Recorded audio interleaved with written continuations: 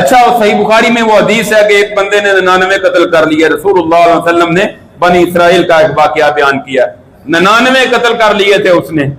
پھر ایک دن خیال آیا کہ اللہ کو کیا جواب دوں گا, تو وہ گیا ایک صوفی صاحب کے پاس, کسی درگاہ پہ کہنے چلا گیا کہ صوفی صاحب کے پاس میں نے 99 قتل کر لیے, توبہ ہو جائے گی؟ 99 قتل ایک معاف نہیں ہوتا, 99 کر لیے کوئی توبہ نہیں ہوگی. اس نے تلوار پاس سے نکالی, اس کی گردن اڑائی, اس نے کہا چلو پھر سینچری پوری ہو جائے, 100 پورا کر لیتے ہیں. 100 پورا ہو گیا. کچھ وقت گزرا, پھر ایک دن احساس ہوا. احساس بندے کو اللہ تعالیٰ کرواتے ہیں, دل میں خیال آتا ہے, لیکن نالائکی بدبختی اتنی چھائی ہوتی ہے, شیطان کا غلبہ اتنا ہوتا ہے کہ وہ ہدایت کی طرف جانے نہیں دیتا. کہنے لگا اللہ کو کیا جواب دوں گا, چلو پوچھتے ہیں کسی اور عالم دین سے. کسی واقعتاً جو عالم دین تھا اس کے پاس چلا گیا, اس سے جا کر پوچھا میں نے 100 قتل کیا ہے, کیا توبہ ہو سکتی؟ اس نے کہا ہاں ہو سکتی ہے, کیوں نہیں, اور اللہ تعالیٰ معاف کرنے پر قادر ہے, معاف کر دے, کیوں نہیں توبہ ہو سکتی؟ ابھی تو زندہ ہے, موت سے پہلے پہلے جو اللہ سے خالص توبہ کر لی اللہ سارے گناہ معاف کر دیتے.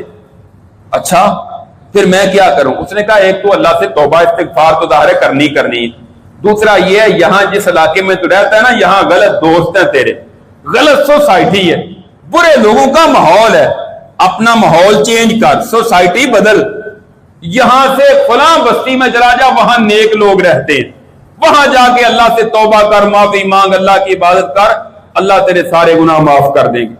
یہ بندہ اسی وقت چلا, خیال آیا تھا, اس نے کہا چلو, چلا, ابھی تھوڑا سا چل کے گیا, حدیث میں آتا ہے اس کی موت کا ٹائم آ گیا, ملک الموت آیا, اس نے روح قبض کر لی.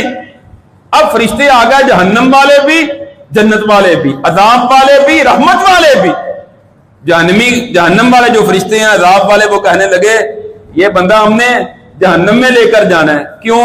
100 قتل کیا ہوا اس نے, اور کیوں؟